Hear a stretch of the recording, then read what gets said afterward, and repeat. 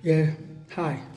I have time to post a bit of video today, but today I'm just going to explain. When we moved to Alagomeji, we were actually living in number 38 Hughes Avenue. I cannot forget. No, 58 Hughes Avenue. 58 Hughes Avenue.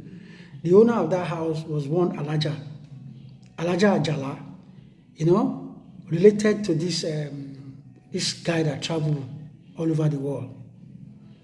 Now, that's where I live. But I'm going to mention those streets that are, if you're familiar with Hughes Avenue, Alagomeji, Akinwumi Street, Lady Lark, around that area. In our street, the Hughes Avenue, if you move down, there's a CAC church, which I used to attend. I'm going to explain the story.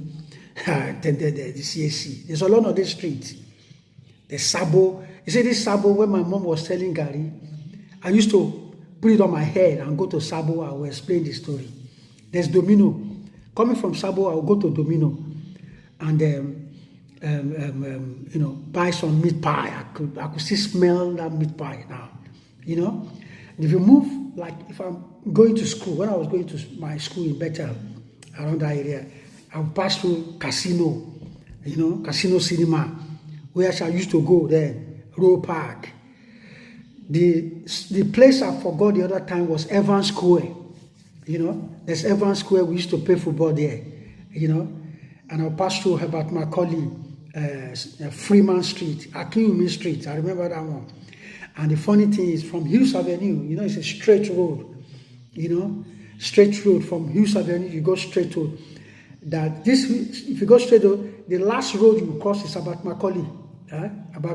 From that Abakum, I will manage to cross. Imagine me at 5 years old. I'll going to Nigeria Airways to give my dad food. I will explain those stories. I'll walk from there. Maybe I got to that entrance, that Nigeria Airways compound. They have, they have an entrance in Alagomeji at the dead end there. So from there, I will get into Nigeria Airways compound. I will walk through the rail track just to deliver food to my dad. So I could remember all this very well. At that time as well, I could remember some of my friends. BC Akinyemi, may so rest in peace. We call him Mama.